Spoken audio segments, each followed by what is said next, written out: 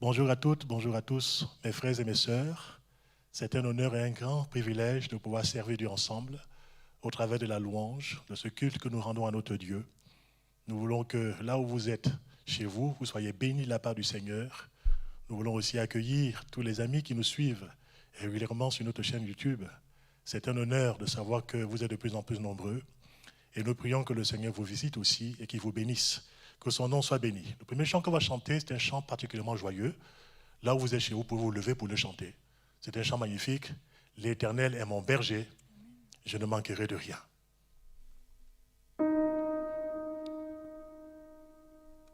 Oh, oh, oh, oh, oh, oh, oh, oh, oh, oh, oh, oh,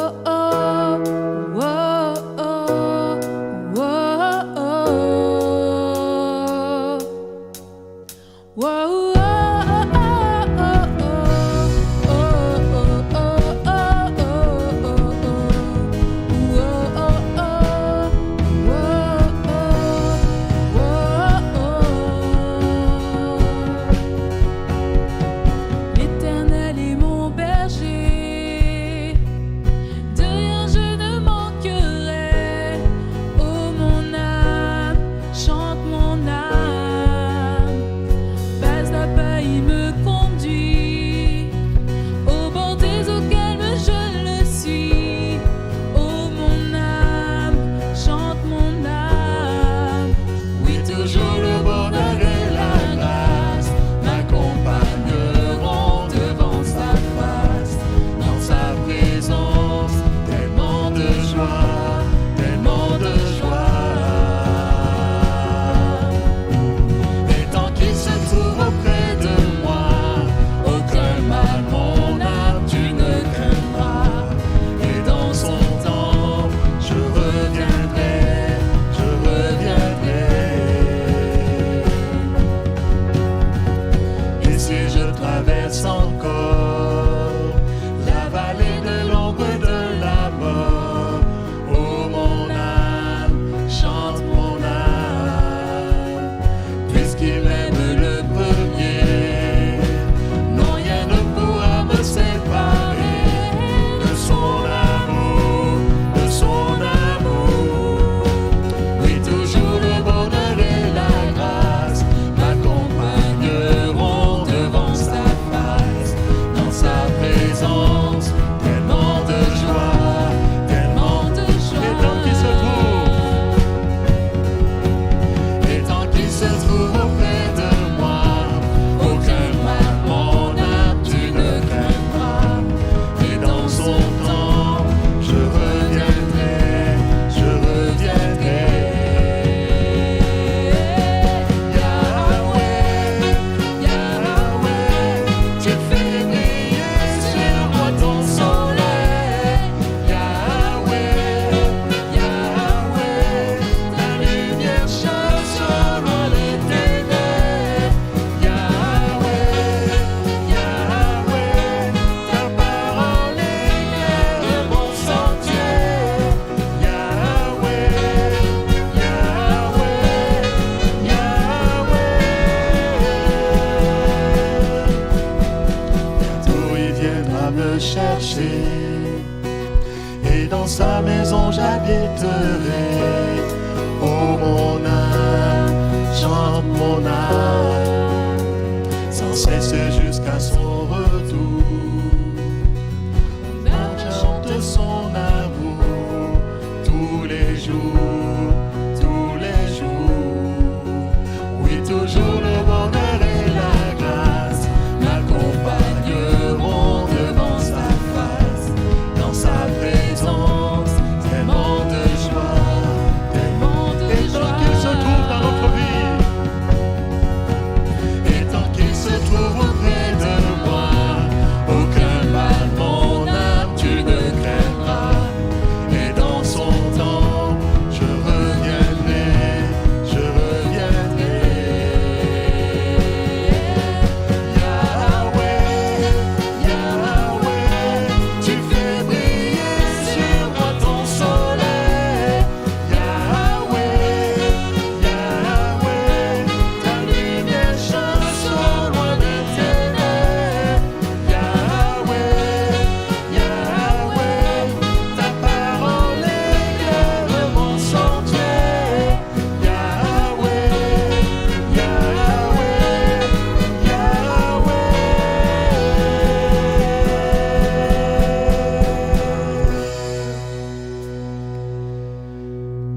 Yahweh, celui qui est éternel, le Dieu tout-puissant, qui s'est révélé dans notre cœur et qui est devenu notre Père, par la foi que nous avons placée dans la personne de notre Seigneur Jésus-Christ. En lui, Jésus, nous sommes plus que vainqueurs, parce que lui-même a triomphé sur le bois de la croix. Il a vaincu le diable, il a vaincu le péché, il a vaincu l'esprit de ce monde, et nous rend aussi plus que vainqueurs. Que son nom soit béni.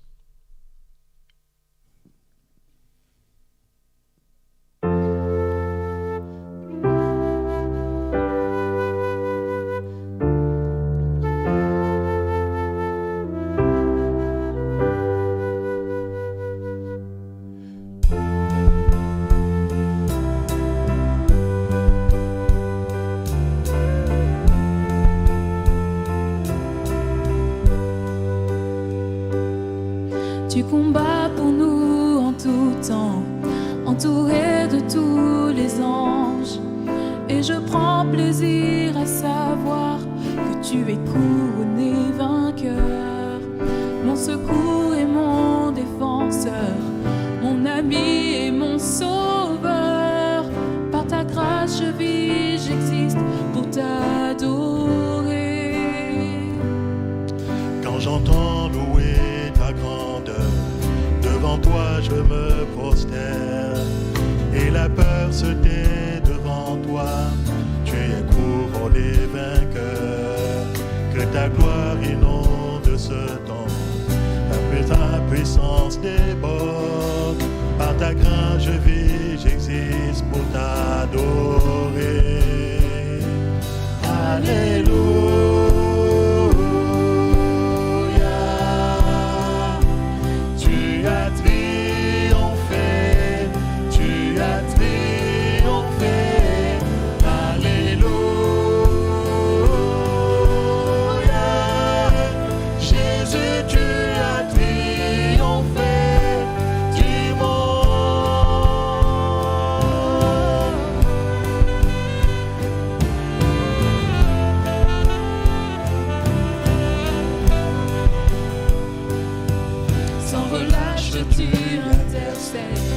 Les perdus sont retrouvés. Tu ne seras jamais vaincu, car tu es couronné vainqueur. Oh Jésus, tu es le Messie, l'espérance du monde entier. Par ta grâce je vis, j'existe pour t'adorer. Alléluia.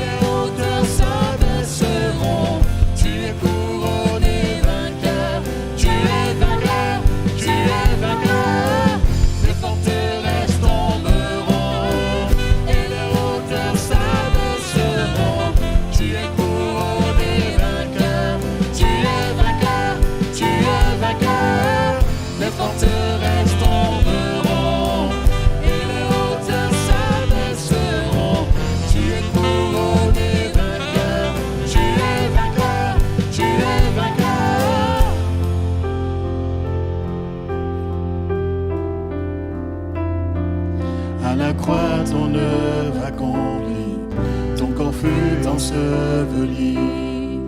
La mort n'a pu te retenir. Tu es couronné vainqueur.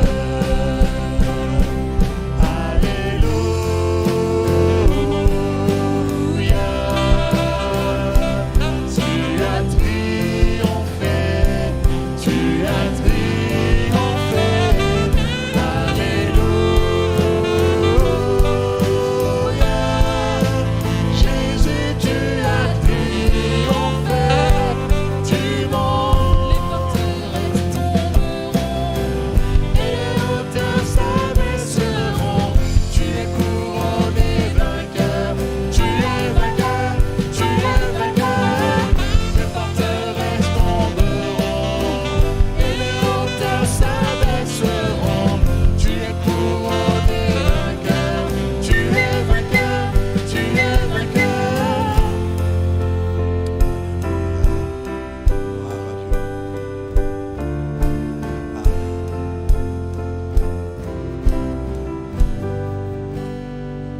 Alléluia.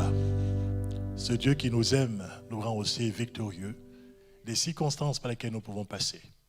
Ici-bas sur terre, nous pouvons connaître des moments d'épreuve, des moments difficiles. Mais le Seigneur nous donne la force de pouvoir continuer à espérer en lui. La force intérieure de le prier. La force intérieure de continuer à le louer en tout temps. Que son nom soit béni. Que son nom soit élevé ce matin encore.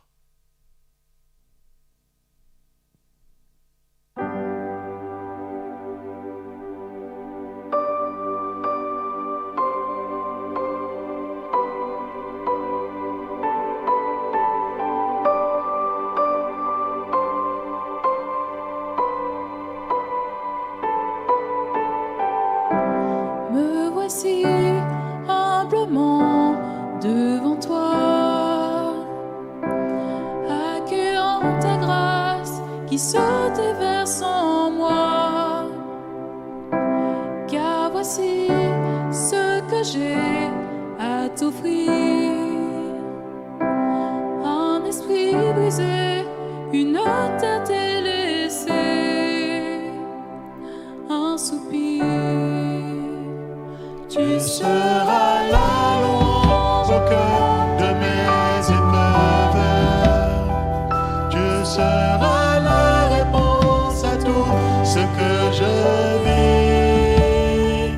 Tu seras la main qui viendra pour me relever. Tu seras ma vie, mon chemin, ma vérité.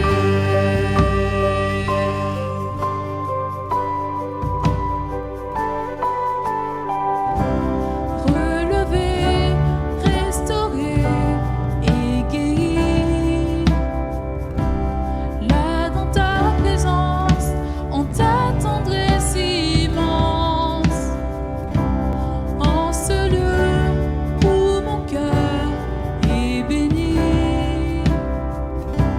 Les flots de l'amour sont déversés sur moi pour toujours. Tu Seras la louange au cœur de mes épreuves. Tu seras la réponse à tout ce que je vis.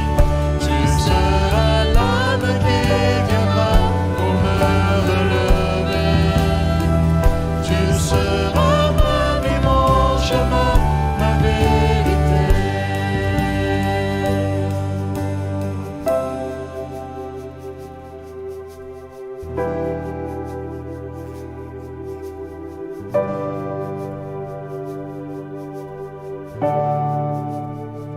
Du haut du ciel, tu me bénis, tu étends ta main avec puissance,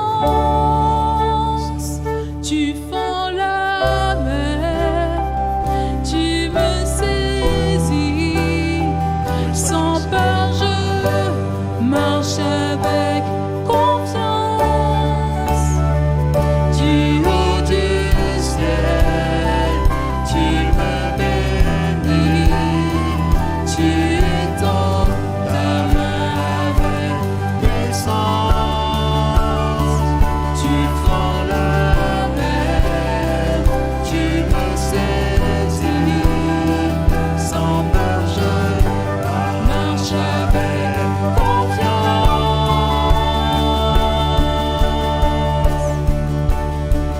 Tu seras la louange au cœur de mes épreuves. Tu seras la réponse à tout ce que je vis. Tu seras l'âme qui viendra pour me relever. Tu seras ma vie, mon chemin, ma vérité. Tu seras ma vie, mon chemin, ma vérité. Tu seras ma vie, mon chemin, ma vérité.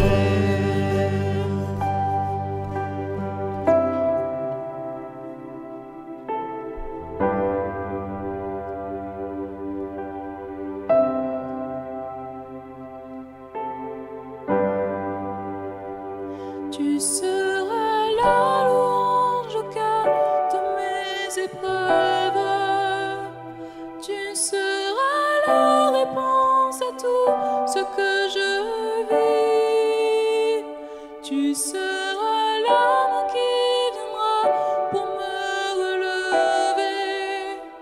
Tu seras ma vie, mon chemin, ma vérité.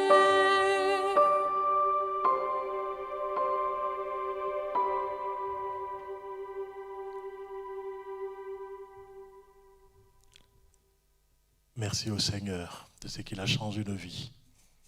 Et nos regards se fixent sur lui, quels que soient les temps, quelles que soient les circonstances. Nous le bénissons pour la grandeur de son nom. Avant d'aller plus loin, j'aimerais prier notre Dieu qui puisse nous aider par rapport au message qui va suivre. Je veux te remercier, Seigneur mon Dieu, pour la louange qui est montée jusque devant ta face. Merci, Seigneur, parce que nous croyons qu'en Jésus-Christ, tu l'as recueilli, Seigneur, comme une offrande de notre cœur. Des cœurs que tu as lavés par ton sang précieux. Des vies que tu as mises à part pour te servir désormais. Oui, Seigneur, nous voulons te servir dans notre génération. Et nous voulons en ton nom relever les défis qui se présentent dans notre vie au fur et à mesure. Mon Dieu, combien nous voulons compter sur ta grâce pour aller plus loin. Je veux te prier de m'aider maintenant dans la dispensation de ta parole. Je veux te prier de conduire toutes choses, de bénir tous ceux qui nous suivent, tous ceux qui écouteront ce message maintenant. Nous te louons, Seigneur, pour la grandeur de ton nom. Nous te bénissons pour l'immensité de ton amour. Merci pour la tendresse que tu déploies envers chacun d'entre nous. À toi seul, soit la louange dès à présent et pour toujours, au nom de Jésus-Christ. Amen. Gloire à notre Dieu. C'est une grâce de pouvoir maintenant ouvrir la Bible, la parole de Dieu, partager avec vous le message qui a été déposé sur mon cœur, je le crois par l'action du Saint-Esprit. Et j'aimerais maintenant que nous puissions regarder dans le livre de Josué, au chapitre 1er. On va lire les 9 premiers versets. Dans le livre de Josué, au chapitre 1er, on va lire ensemble les 9 premiers versets. Après la mort de Moïse, serviteur de l'Éternel, l'Éternel dit à Josué, fils de Nun, serviteur de Moïse, « Moïse, mon serviteur, est mort. Maintenant, lève-toi, passe ce Jourdain, toi et tout ce peuple, pour entrer dans le pays que je donne aux enfants d'Israël. Tout lieu que foulera la plante de votre pied, je vous le donne, comme je l'ai dit à Moïse. Vous aurez pour territoire, depuis le désert et le Liban, jusqu'au grand fleuve, le fleuve de l'Euphrate, tout le pays des Hétiens, et jusqu'à la grande mer, vers le soleil couchant. Nul ne tiendra devant toi tant que tu vivras. Je serai avec toi comme j'ai été avec Moïse. Je ne te délaisserai point, je ne t'abandonnerai point. Fortifie-toi et prends courage, car c'est toi qui mettras ce peuple en possession du pays que j'ai juré à leur père de leur donner. Fortifie-toi seulement et aie bon courage en agissant fidèlement selon toute la loi que Moïse, mon serviteur, t'a prescrite. Ne t'en détourne ni à droite ni à gauche, afin de réussir dans tout ce que tu entreprendras. Que ce livre de la loi ne s'éloigne point de ta bouche.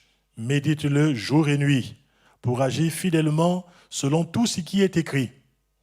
Car c'est alors que tu auras du succès dans tes entreprises, c'est alors que tu réussiras. Ne t'ai-je pas donné cet ordre? Fortifie-toi et prends courage.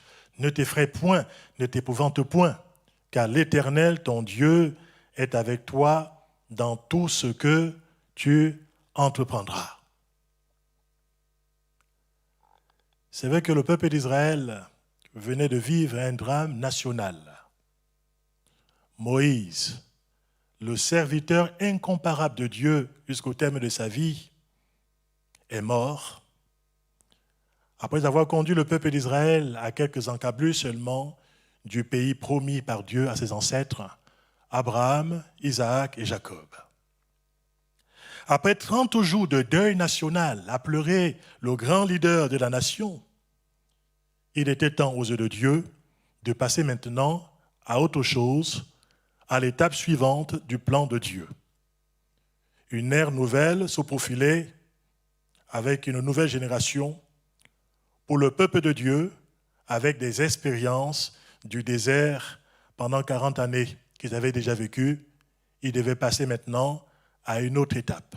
L'horizon était le pays de la promesse, dans lequel il fallait rentrer, non sans relever bien sûr de nombreux défis qui les attendaient, des oppositions spirituelles, des oppositions militaires, mais aussi avec la perspective de pouvoir remporter des batailles contre des peuples qui, bien sûr, opposeraient à Israël une résistance farouche.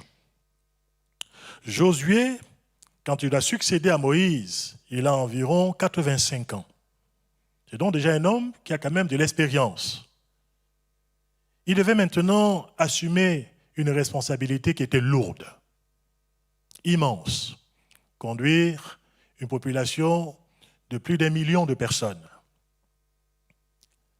Prendre la succession de Moïse, l'homme de Dieu, le fidèle serviteur qui a réussi avec l'appui de Dieu.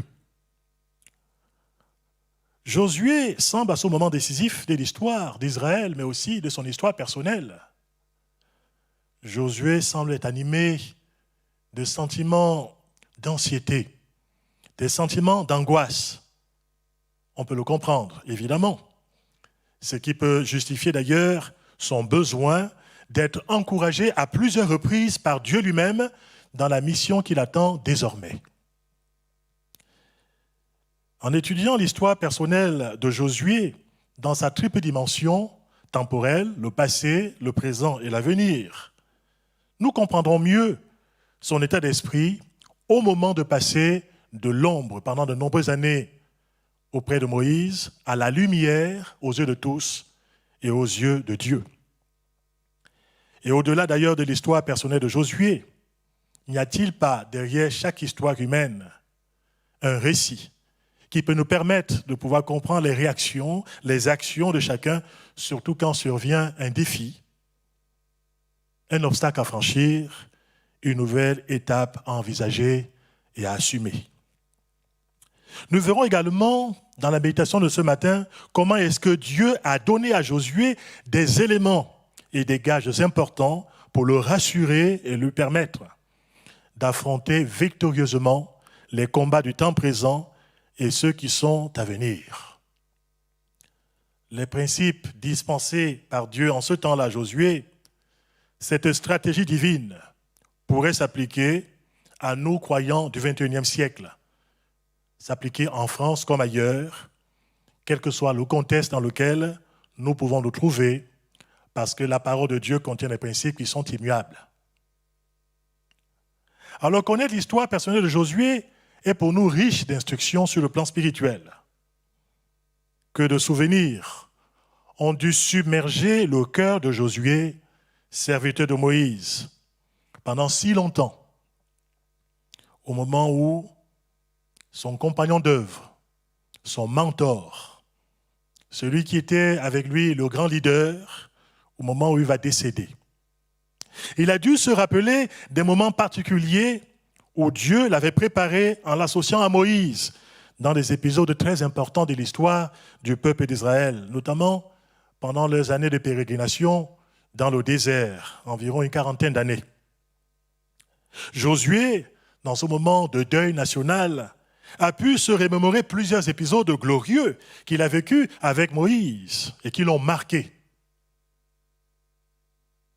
La bataille d'Amalek, par exemple, Exode chapitre 17, du verset 8 au verset 13, alors que ce peuple s'est opposé à Israël et que par derrière, ils sont attaqués à des femmes, à des enfants, à des vieillards et ceux qui traînaient. Il nous a dit que par la suite, Moïse dira à Josué d'aller combattre Amalek dans la vallée, pendant que lui, le grand leader Moïse, entouré d'Aaron et de Hur, monterait au sommet de la montagne pour pouvoir intercéder. Josué va prouver à cette époque-là que c'était un homme qui pouvait assumer des responsabilités déjà, bien sûr sous l'autorité de Moïse. Il va montrer sa vaillance, il va montrer le courage qui pouvait l'animer. Et on sait qu'aussi longtemps que Moïse va élever les mains dans la prière, Israël sera le plus fort dans la vallée où Josué se trouvait. Mais quand Moïse baisse les bras, Israël est affaibli. Et on sait que par la suite, Moïse sera soutenu par des anciens. Et ensemble, les mains étant élevées, Josué va remporter une victoire retentissante dans la vallée, au point que Dieu pourra dire à Josué de se rappeler qu'il effacera un jour la mémoire d'Amalek de dessous les cieux. Oui, Josué a pu se rappeler cet épisode particulier, marquant, décisif aussi par rapport à l'avancée du peuple d'Israël. Josué a pu se rappeler aussi cette période où il est monté avec Moïse sur le mont Sinaï pour recevoir les 10 commandements de Dieu, mais aussi toutes les ordonnances et les prescriptions. Cet épisode nous est cité dans le livre de l'Exode, au chapitre 24, du verset 13 au verset 18. Dans cet épisode particulier, qui a été marquant aussi pour lui, Josué a vécu une communion extraordinaire avec Dieu aux côtés de Moïse, cela pendant 40 jours. Et il a vu la gloire de l'Éternel. Il a dû se souvenir que dans cette période-là, où il vivait constamment dans la présence de Dieu, il y a des choses qui l'ont marqué. On sait aussi que Josué, dans son histoire personnelle, sera une personne très proche sur le plan spirituel de Moïse, et notamment aussi dans la communion qu'il avait vis-à-vis de Dieu. Ce sera celui qui restera dans le tabernacle, la tente d'assignation, la tente de la rencontre, qui prenait plaisir à y demeurer et à y séjourner. Exode chapitre 33, verset 11 nous le dit. L'Éternel parlait avec Moïse face à face, comme un homme parle à son ami. Puis, Moïse retournait au camp. Mais son jeune serviteur Josué, fils de Nun, ne sortait pas du milieu de la tente de la rencontre, la tente de la communion avec Dieu. Josué, pendant les 30 jours de deuil national, n'a pas oublié non plus cette période assez solennelle où Dieu l'a choisi devant tout le monde et a ordonné à Moïse de pouvoir lui imposer les mains comme étant une succession par rapport au ministère, comme par rapport à la suite que Dieu devait donner à l'œuvre, à son œuvre, par rapport à l'histoire d'Israël. Dans le livre des Nombres, au chapitre 27, du verset 18 au verset 20, il est dit ceci. L'Éternel dit à Moïse, prends Josué, fils de Nun, homme en qui réside l'Esprit, et tu poseras ta main sur lui. Tu le rendras participant de ta dignité, afin que toute l'assemblée des enfants d'Israël l'écoute. Quel moment important, quel moment décisif. Josué connaissait bien sûr aussi les paroles de Moïse qu'il avait prononcées avant sa mort, qu'il avait adressées à Josué, mais aussi en présence de tout le peuple d'Israël. Ces paroles sont consignées dans le livre du Deutéronome, au chapitre 31, du verset 7 au verset 8. On peut lire ceci. Moïse appela Josué et lui dit, en présence de tout Israël, fortifie-toi et prends courage, car tu entreras avec ce peuple dans le pays que l'Éternel a juré à leur père de leur donner. Et c'est toi qui les mettras en possession. L'Éternel marchera lui-même devant toi, il sera lui-même avec toi, il ne te délaissera point, il ne t'abandonnera point, ne crains point et ne t'effraie point.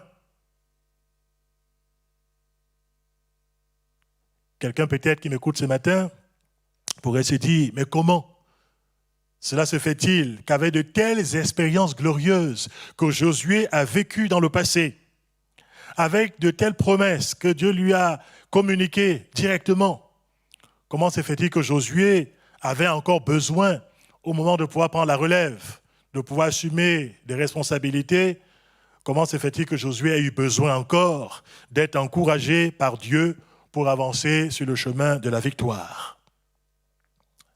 Comment un homme qui a touché, comme ça a été le cas de Josué, la réalité de ce Dieu invisible, comment pouvait-il oublier eh bien, que Dieu serait à ses côtés et que Dieu l'assisterait? Comment se fait-il qu'il y a encore dans son cœur de la perplexité, qu'il y a encore dans son cœur des craintes, qu'il y a encore dans son cœur des frayeurs? Si nous sommes de ceux qui pouvons nous poser ces questions, c'est que nous oublions peut-être que Josué était un homme de la même nature que vous et comme moi. C'était un homme qui pouvait être traversé par des sentiments multiples, par moments. Dans son parcours avec Dieu, Josué n'avait pas vécu que des choses exaltantes et glorieuses que j'ai citées en très peu de mots. Josué, qui avait de la mémoire, pouvait aussi se souvenir dans cette période de deuil national, au moment de pouvoir prendre la relève de Moïse, il pouvait se rappeler aussi des moments pénibles qu'il a vécus aux côtés de Moïse, des moments difficiles, des moments de souffrance. Et on peut comprendre qu'il ait pu être effrayé à l'idée même de pouvoir affronter, en ce qui le concerne aussi, peut-être les mêmes difficultés que Moïse avait supportées à cette époque-là. Peut-être était-il aussi effrayé par rapport à la perspective des défis à venir aussi. Jusqu'ici, il avait été quelque part soutenu. Il avait été avec Moïse. Maintenant, il se retrouvait tout seul à assumer des responsabilités. Josué a pu se remémorer aussi le jour où il s'est retrouvé avec Caleb pratiquement tout seul, tous les deux, sur la liste des 12 explorateurs que Moïse avait choisi et envoyés pour explorer le pays de la promesse et lui faire un rapport important et objectif. Au livre des Nombres, au chapitre 13 et au chapitre 14, nous fait la relation de cet épisode important. Josué pouvait se rappeler le rapport négatif, démoralisant, le rapport décourageant qui avait été fait par les 10 chefs de tribu sur les 12 qui avaient été envoyés. Josué pouvait se souvenir des murmures à cette époque contre Moïse, contre Aaron, la rébellion du peuple, une rébellion ouverte. Et d'ailleurs, l'intention qu'ils ont eue à ce moment-là de nommer un autre chef et de retourner en Égypte. On se souvient de la réaction de Josué et de Caleb consignée dans le livre des Nombres au chapitre 14, du verset 6 au verset 8, il nous est dit « Ils déchirèrent leurs vêtements et parlèrent ainsi à toute l'assemblée des enfants d'Israël. Le pays que nous avons parcouru pour l'explorer est un pays très bon, excellent. Si l'Éternel nous est favorable, il nous mènera dans ce pays et nous le donnera. C'est un pays où coule le lait et le miel. » Malgré la réaction de foi de Josué et Caleb, il nous est dit, au verset 10e, par la suite, que toute l'assemblée parlait de les lapider. Cet épisode, Josué ne pouvait pas faire comme s'il n'avait pas existé. Josué aussi était marqué parce qu'il avait vécu personnellement à côté de Moïse déjà dans cet épisode lamentable du veau d'or, alors qu'il se trouvait dans la présence de Dieu, dans le mont Sinaï, sur le mont Sinaï avec Moïse, pour recevoir, comme je vous ai dit, les prescriptions de Dieu, les 10 commandements et toutes les ordonnances du Seigneur. Le peuple, dans son impatience, il nous a dit qu'il est tombé dans l'idolâtrie. Ils se sont fabriqués un veau d'or, en disant d'ailleurs à tout Israël, « Voici votre Dieu qui vous a fait sortir du pays d'Égypte. » Josué se rappelait, il était bien conscient que le peuple qui devait conduire par la suite n'était pas naturellement un peuple porté à l'obéissance. Ce n'était pas un peuple facile à conduire. C'était un peuple qui murmurait sans cesse, qui se rebellait facilement contre ses conducteurs et qui était prompt à oublier les hauts faits de l'Éternel et qui aussi pouvait tomber très facilement dans l'apostasie, l'idolâtrie et toutes sortes d'abominations. Josué était conscient de cette réalité difficile. Par ailleurs, d'ailleurs, le cantique de Moïse qui va composer et qui va faire apprendre à la nation d'Israël, qui est relaté dans Deutéronome chapitre 32, ce cantique qui devait être répété génération après génération par les Israélites, ce cantique contient d'ailleurs de nombreuses prophéties qui annonçaient que le peuple d'Israël devait tomber dans la corruption, dans l'idolâtrie, et qu'il y aurait des châtiments de la part de Dieu qui devaient par la suite endurer à cause de ce mauvais état d'esprit. Oui, mes frères et mes sœurs, il n'y avait pas que des choses glorieuses que Josué avait vécues dans le passé. Il avait aussi vécu des situations pénibles, douloureuses. On peut donc dire, en toute vérité, que la mémoire de Josué et les souvenirs qui en jaillissaient étaient des souvenirs contrastés. Sur quelles expériences maintenant allait-il fixer sa mémoire au moment de pouvoir affronter les défis du temps présent, mais aussi envisager les perspectives inconnues de l'avenir? allait-il repasser sur son cœur les bontés de l'Éternel, sa puissance et sa gloire? Ou allait-il être paralysé par les situations difficiles, les époques bien douloureuses, les épisodes qui l'ont marqué aussi de façon négative?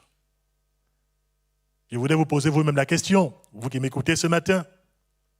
Et vous, dans votre histoire personnelle, dans votre cheminement vis-à-vis de Dieu, quel que soit le temps que vous passez avec le Seigneur, pour quelques-uns, ça peut être uniquement ce matin, pour d'autres, ça fait 6 mois, d'autres parfois plusieurs années, et même pour d'autres plusieurs décennies.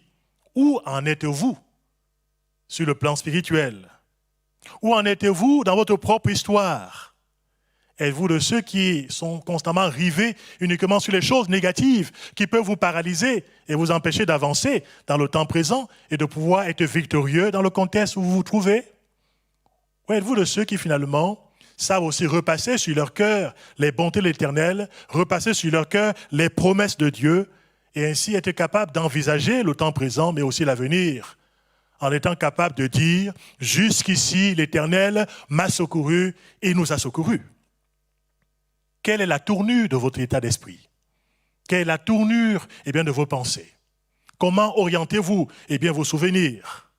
Il y a un choix spirituel à pouvoir faire aussi dans la tournure que l'on veut donner à ses propres pensées.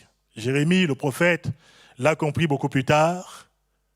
À un moment donné, il va vivre une situation tellement difficile, dramatique aussi, non seulement à titre personnel, mais aussi par rapport au peuple d'Israël dans son entièreté.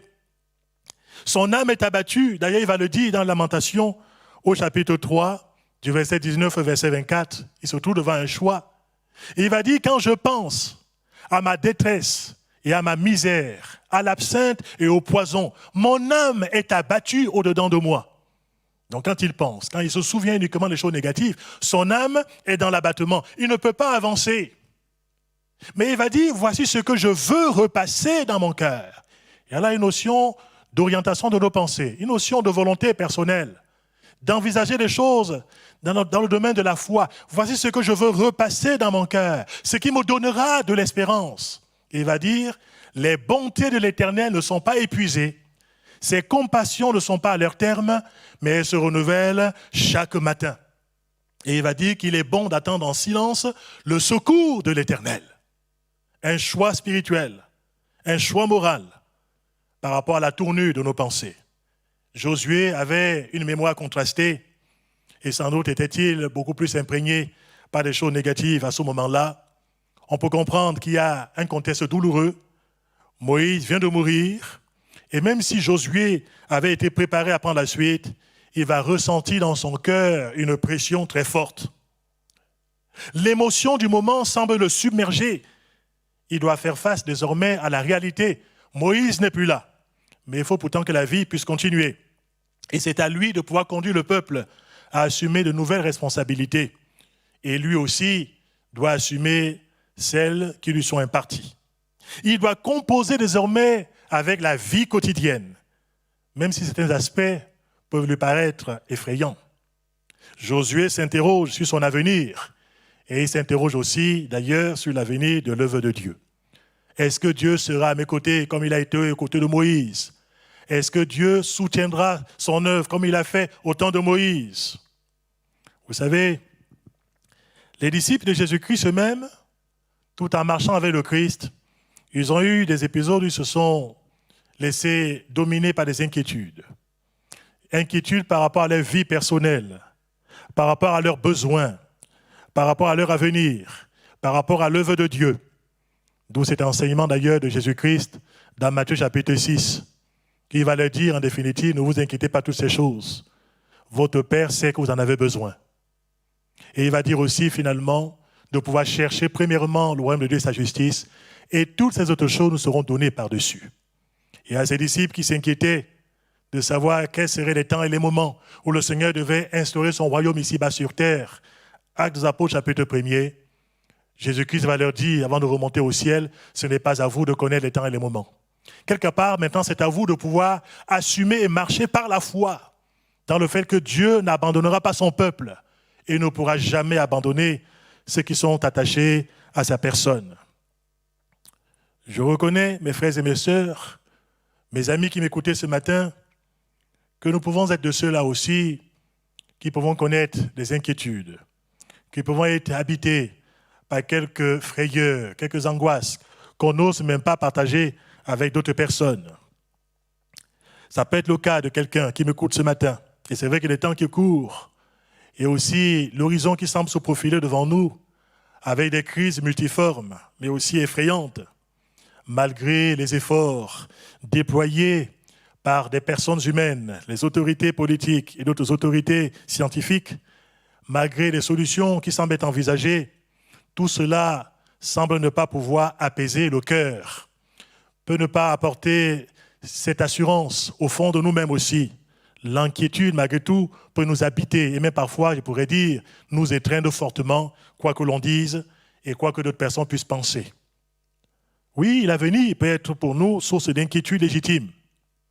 Dans des temps actuels, qui sont d'ailleurs accélérateurs de découragement, qui sont accélérateurs de démotivation, accélérateurs de scepticisme, accélérateurs de méfiance, de doute, même par rapport aux solutions qui nous sont proposées ou envisagées. Et beaucoup peuvent avoir la difficulté à dessiner les contours de son avenir personnel, mais aussi les contours de l'avenir de l'œuvre de Dieu de façon générale. Je voulais profiter pour m'adresser personnellement et particulièrement aux ados et aux jeunes qui m'écoutent ce matin. M'adresser à eux parce qu'il est important qu'ils ne se laissent pas déstabiliser malgré les menaces qui planent sur leur avenir, qu'ils ne se laissent pas paralyser de l'intérieur malgré les incertitudes par rapport au lendemain. Est-ce qu'on pourra trouver du travail? Est-ce qu'on pourra même mener des études correctes? Quel sera notre avenir, même sur le plan social, même pourquoi pas sur le plan émotionnel, même pourquoi pas sur le plan de l'œuvre de Dieu de façon générale aussi.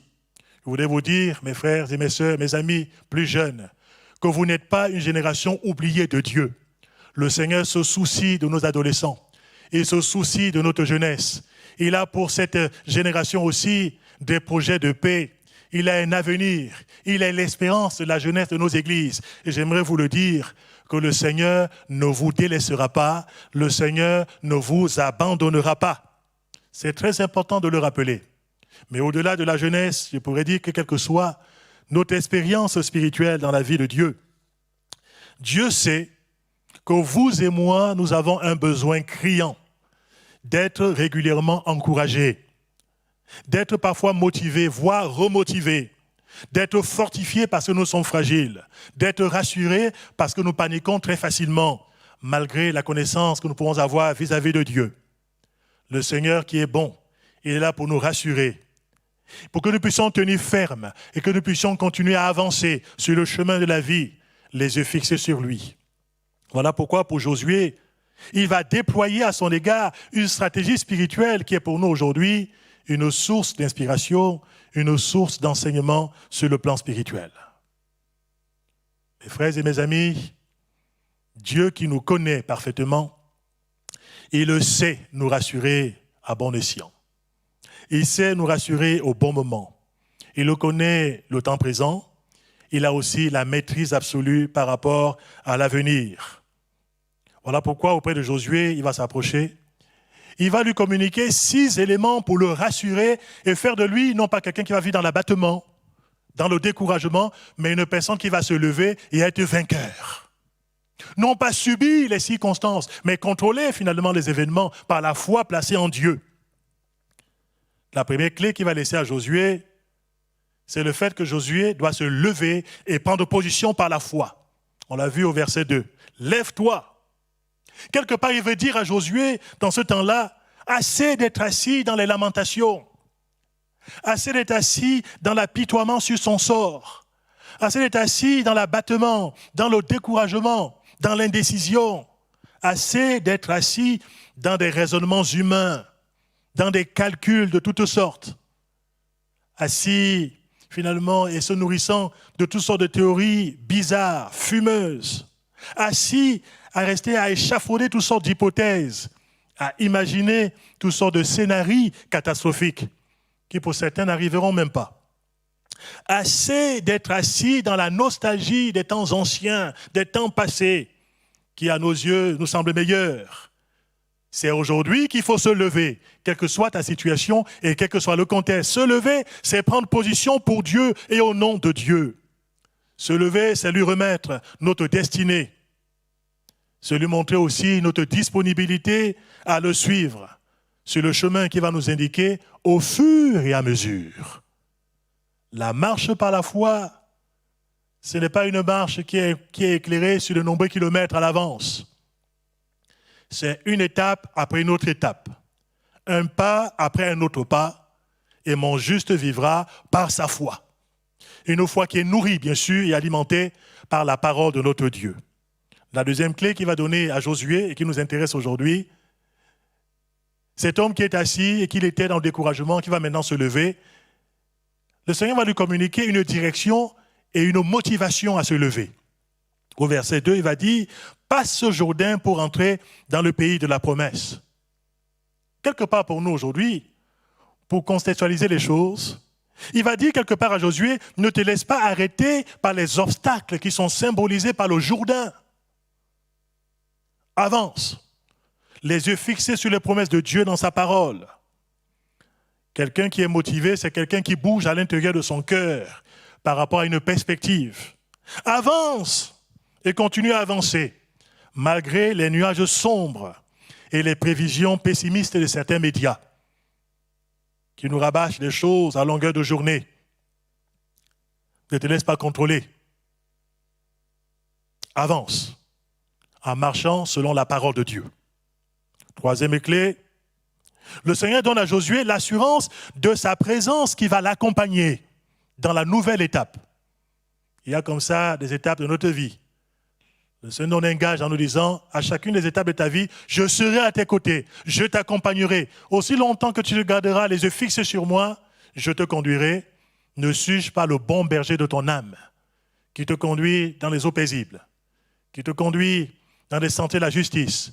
Et même quand tu passeras par des vallées sombres, je serai à tes côtés, je ne t'abandonnerai pas. Et le Seigneur le dit ici à Josué, je serai avec toi comme j'ai été avec Moïse. Je ne te délaisserai point, je ne t'abandonnerai point. Cette assurance était nécessaire. Elle est nécessaire pour nous quand nous sommes contrôlés à un moment donné par la peur. Elle est nécessaire quand nous sommes angoissés. Elle est nécessaire quand nous croyons que nous sommes menacés, que ce soit par des dangers réels ou des dangers imaginaires. Elle est nécessaire quand nous avons des appréhensions par rapport au temps présent, mais aussi par rapport à l'avenir. Nous pouvons, mes frères et mes sœurs, marcher sans crainte, même quand la terre est bouleversée, comme nous l'indique le psaume 46. Nous pouvons marcher avec assurance sur l'itinéraire que Dieu trace pour chacune de nos vies au fur et à mesure. Nous ne sommes pas seuls. Je voulais te dire que tu n'es pas seul dans ta situation. Tu n'es pas seul dans ton problème. Tu n'es pas seul dans ton contexte. Dieu est dans ta vie. Quand même tu as l'impression parfois d'être tout seul dans ta maison, le Seigneur est à tes côtés.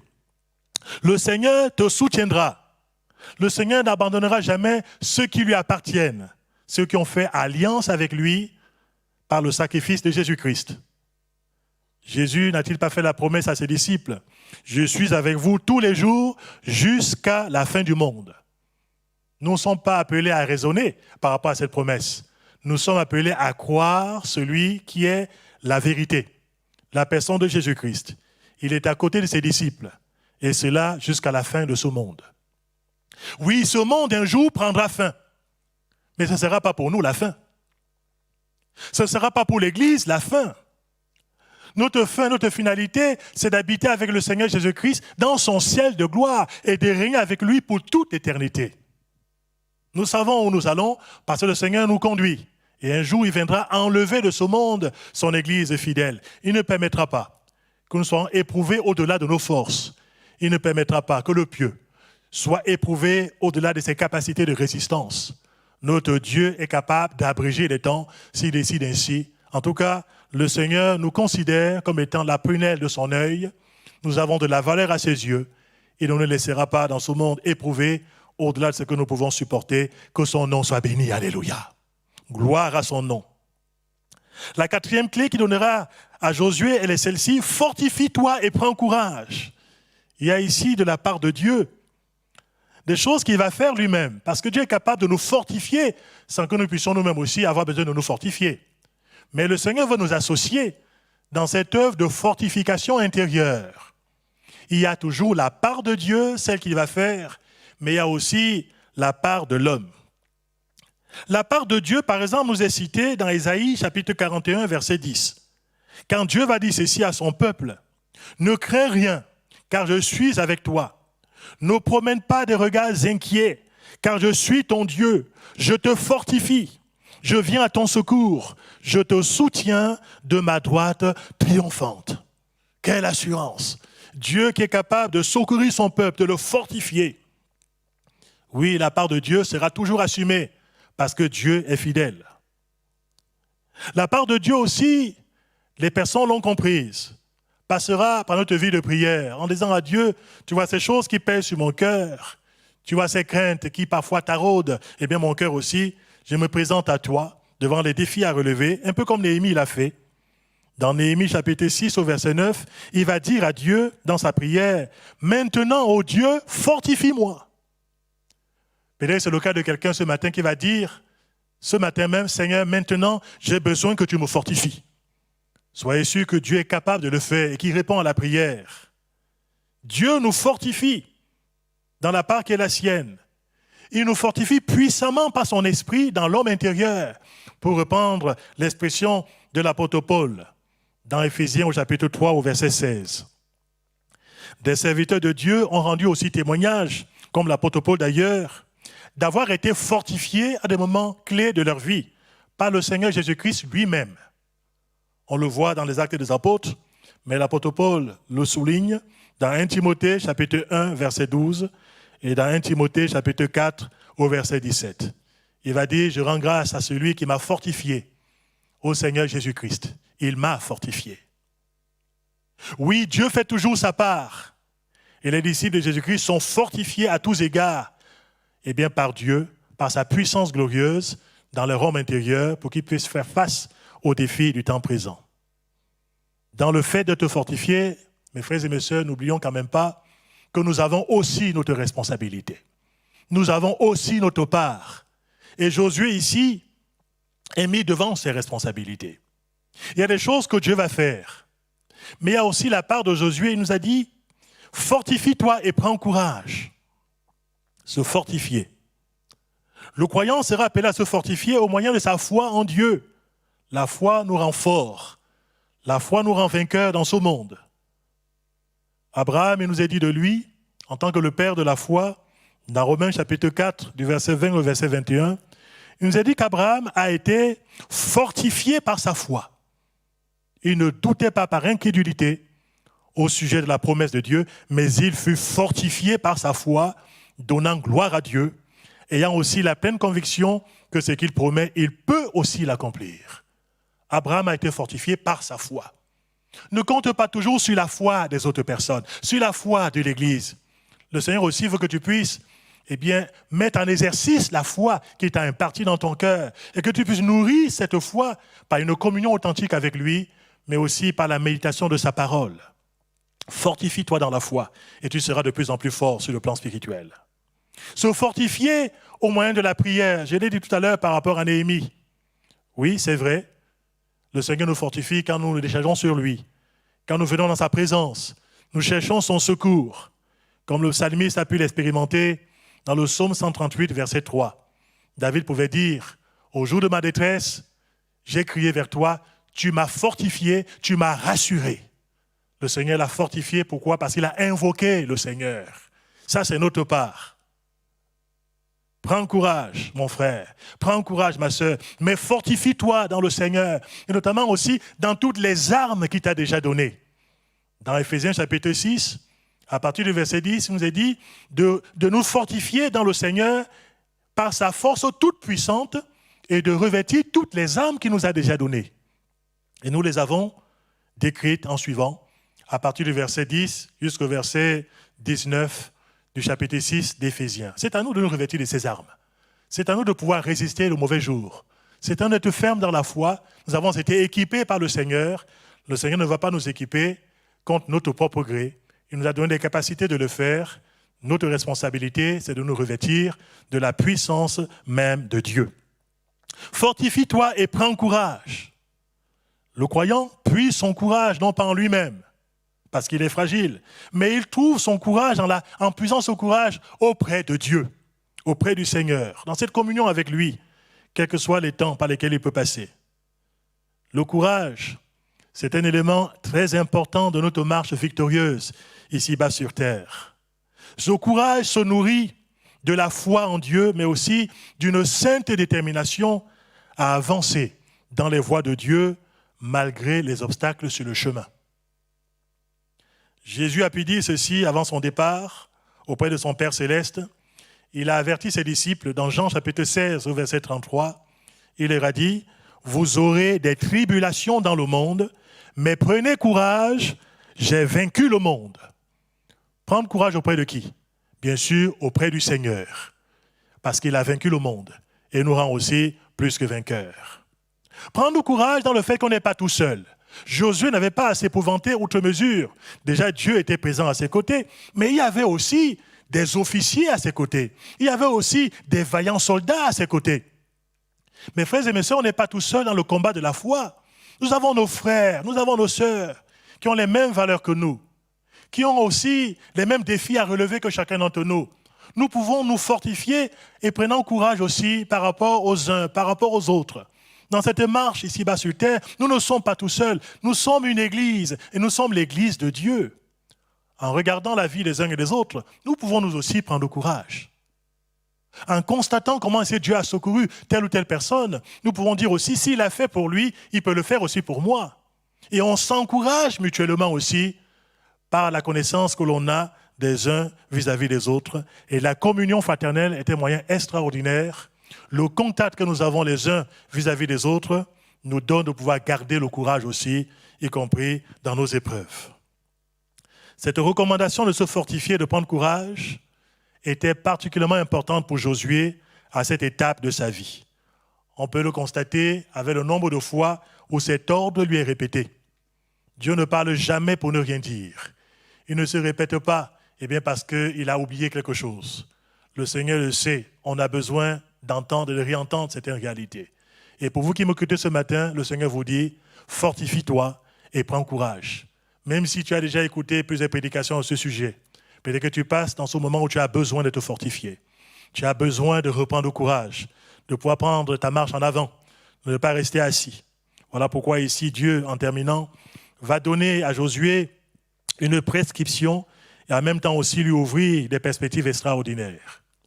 La prescription très simple qu'il va donner à Josué, ce sera la méditation et la mise en pratique de la parole de Dieu. On le voit au verset 7, au verset 8, que ce livre de la loi ne te quitte point. Médite-le jour et nuit pour avoir du succès dans tes entreprises. La parole de Dieu est une lampe à nos pieds. C'est aussi une lumière sur notre sentier. C'est aussi une nourriture spirituelle par rapport à notre âme. Elle est source de bons conseils pour ce qui nous concerne. Et je crois sincèrement que les prescriptions de Dieu sont là pour nous rendre des croyants en bonne santé, sur le plan moral, sur le plan affectif, sur le plan spirituel, pour pouvoir aussi nous donner la force de pouvoir avancer, quels que soient les temps. Plus elle habite dans notre cœur, plus nous la serrons sur notre cœur, plus nous sommes forts sur le plan spirituel. Et ma prière, c'est de vous encourager, comme moi, de demeurer des hommes de la parole de Dieu, des femmes de la parole de Dieu, qui nous nourrissons sans cesse de cet aliment d'effort que Dieu nous a laissé au travers des Saintes Écritures. Et Dieu termine avec Josué en lui montrant des perspectives qui ne sont pas des perspectives sombres. Parfois, le monde nous présente des perspectives parfois sombres, décourageantes, qui sont là à nous pousser dans le pessimisme. Quand le Seigneur nous parle, il nous montre des perspectives extraordinaires, des perspectives où il sera à nos côtés, il nous donnera même du succès dans nos entreprises. Il a pu le dire à Josué ici, avec des perspectives positives, des perspectives motivantes. Il va fixer un cap à Josué en disant « tu auras du succès ». Bien sûr, si Josué applique la stratégie que le Seigneur lui a indiquée et que j'ai citée en quelques mots. Quand il n'y a pas de perspective qui soit positive, il n'y a pas non plus de désir de se mettre en mouvement. Il n'y a pas de désir de se mettre en ordre de bataille. Mais quand il y a une perspective lumineuse, quand il y a une perspective glorieuse qui nous attend, quand il y a un cap enthousiasmant dans lequel le Seigneur, dans sa grâce, veut nous faire avancer, oui, à ce moment-là, nous reprenons courage en lui, nous sommes fortifiés, nous nous mettons debout et nous avançons avec le Seigneur. Je vais conclure ce message, bien-aimé, en disant ceci. On a bien compris par rapport à Josué que ce qui a été fait en son temps est valable pour nous aussi dans l'étape de notre vie aujourd'hui, dans l'étape à laquelle l'Église peut passer, dans l'étape à laquelle nous pouvons passer en tant que disciples du Christ dans ce monde qui est troublé. Je pourrais vous avouer ceci, et je le dis très fortement, ce ne sont pas les discours d'hommes qui peuvent nous rassurer vraiment et nous fortifier. Ce ne sont même pas les discours politiques, ce ne sont pas les conjectures économiques. J'irai encore plus loin ce matin. Ce ne sont même pas les discours scientifiques qui suffiraient à pouvoir rassurer le cœur de celui qui est angoissé. On a pu voir aussi qu'elle peut être source de beaucoup de contradictions, et ça on le sait.